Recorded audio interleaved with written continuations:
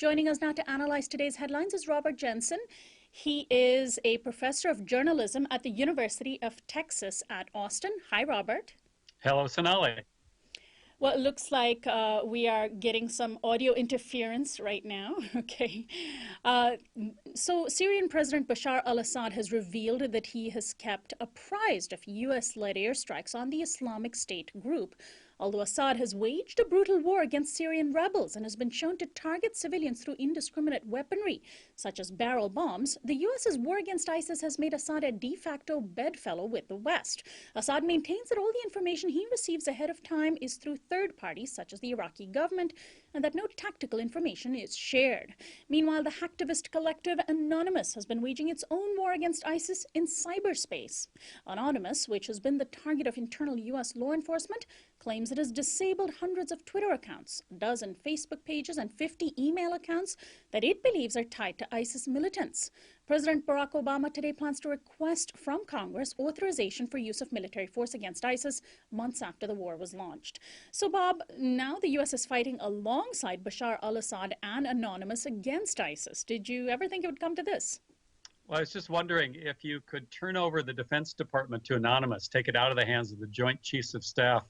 Could we do any worse? Maybe Anonymous could do better. I hate to think of it. But, this notion of the U.S. siding with a dictator, there's nothing particularly new about that. Remember that, the United States went back and forth supporting and then opposing Saddam Hussein in Iraq. These are very calculated decisions made, no moral really compass to the U.S. policy. But it reminds us that the solution to problems in the Middle East are always regional, and they always involve supporting the legitimate democratic aspirations, not just trading support for this dictator or that dictator. In that sense, U.S. policy has been failed for 65 years now.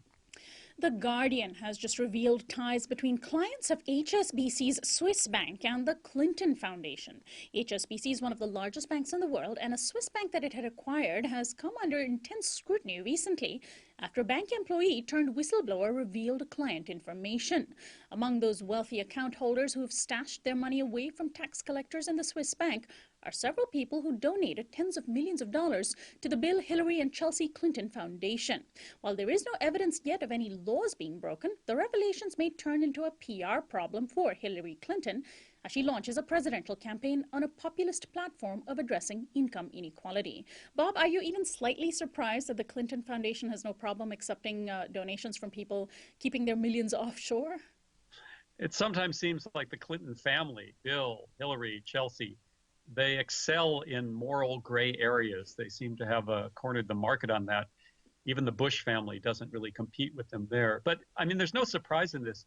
Bill Clinton was a neoliberal president. When he was in government, he pursued that era of privatization and gutting government services. And so in the private sector, running a foundation, is it any surprise he has the same values? In some sense, we should never be shocked when the Clintons, the whole family, displays this kind of, pragmatic and amoral behavior. It's pretty par for the course given their record in government. And finally, the Equal Justice Initiative has released a groundbreaking new report this morning on lynchings in the United States. The report, entitled Lynching in America, Confronting the Legacy of Racial Terror, documents the extent of a horrific U.S. practice. EJI exhaustively researched archives to find 700 more incidents of lynchings than the best documented history to date.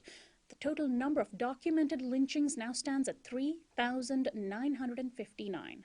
The report refers to the practice as, quote, terror lynchings, and is intent on having the U.S. confront the history of a practice that it has never fully faced. Bob, how important is such a report today, particularly given the current political context of ongoing racial injustice in the U.S.? Well, it's crucial. In the United States, we love to talk about history and the importance of history up until the point where that history becomes uncomfortable. So this is the kind of history that really matters. I live in Texas now, and the sort of evidence of this is all around us.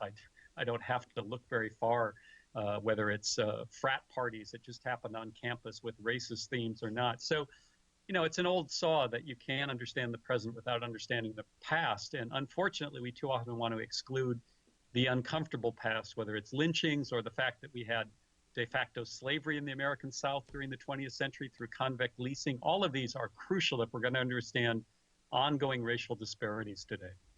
And we will be covering this report very soon in the coming days. Robert Jensen, always a pleasure to have you on. Thanks so much for joining us. Thanks, Sonali. Robert Jensen is our daily Newsflash guest expert. He's an author and a professor of journalism at the University of Texas at Austin.